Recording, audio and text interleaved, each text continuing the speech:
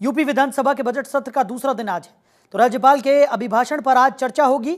कल विपक्ष के हंगामे के साथ सत्र की शुरुआत हुई, तो हंगामे के चलते कल कार्यवाही को स्थगित कर दिया गया। सदन में आज भी विपक्ष के हंगामे के आसार जताए जा रहे हैं। बड़ी खबर आपको बता रहे हैं, सत्र का दूसरा दिन आज है।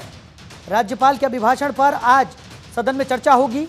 कल विपक्ष के हंगामे के साथ सत्र की शुरुआत हुई थी, तो हंगामे के चलते कल कार्रवाई को स्थगित कर दिया गया था। बड़ी खबर आपको बता रहे हैं, तो सदन में आज भी विपक्ष के हंगामे के आसार हैं।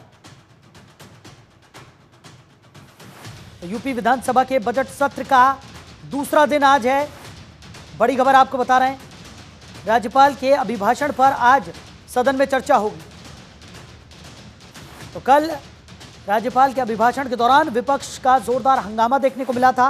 हंगामे के साथ सत्र की शुरुआत हुई और हंगामे के चलते कल कार्यवाही को स्थगित कर दिया गया था। तो सदन में आज भी विपक्ष के हंगामे के आसार जताए जा रहे हैं। बड़ी खबर आपको बता रहे हैं।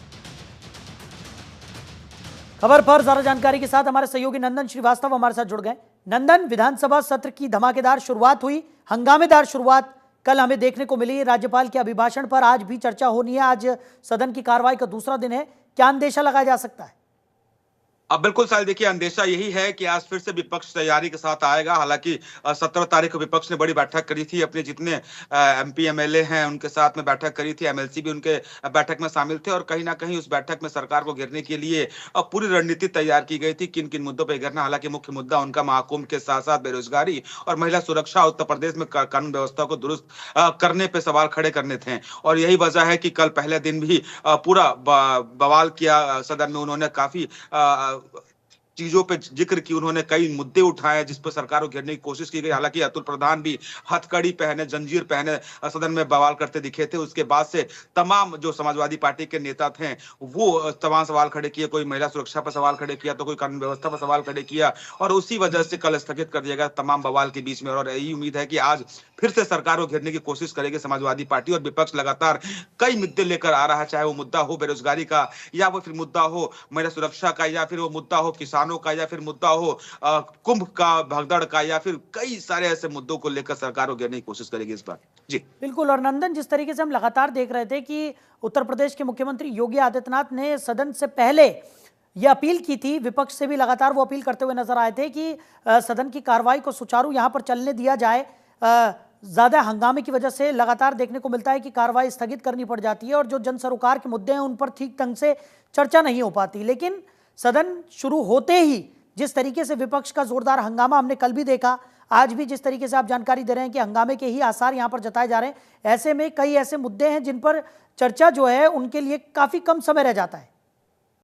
और निश्चित तौर पे, और यही वजह है कि उत्तर प्रदेश के मुख्यमंत्री योगी आदित्यनाथ विपक्ष से निवेदन भी किए और प्रार्थना भी किए कि आप सदन की कार्रवाई को पूरी तरीके से होने दें, सब बातों को सुने समझें। लेकिन विपक्ष का मूड हमेशा से कुछ और ही रहा है। विपक्ष का मूड हमेशा से सरकार को घेरने का रहा है, हमेशा से सरकार से सवाल पूछने का रहा है, और उनकी भूमिका भी यही है। और यही वजह है कि सदन की कार्रवाई पर वो लगातार सवाल खड़े करते नजर आए, चाहे वो बात करे सरकार को घेरने की, चाहे वो बात करे कुंभ महाकुंभ में भगदड़ मचने की, या फिर बात करे मिल्कीपुर सीट पे जो उपचुनाव हुआ था उसमें लगातार आरोप लगाता रहा विपक्ष की धांधली हुई है। साथ ही साथ बेरोजगारी का मुद्दा तो उनका महत्वपूर्ण रहा ही रहा, जैसे मैंने बताया आपसे। उसके बाद महिला सुरक्षा को लेकर भी सरकार को घेरने, वही जो मुद्दे हुआ करते थे वही एक बार फिर से मुद्दों को लेकर हंगामे खड़े करेंगे और सवाल पूछेंगे सरकार से कि आखिर किस तरीके से इस व्यवस्था को दुरुस्त करेगी सरकार। और तमाम तरह के सवाल, जैसे अब उनका महाकुंभ का मुद्दा है कि गंगा यमुना या फिर संगम का पानी दूषित हो गया है, जैसा कि रिसर्च में आया है, तो उस पर भी सवाल करने की उम्मीद लगाई जा सकती है कि आज सदन में ये भी सवाल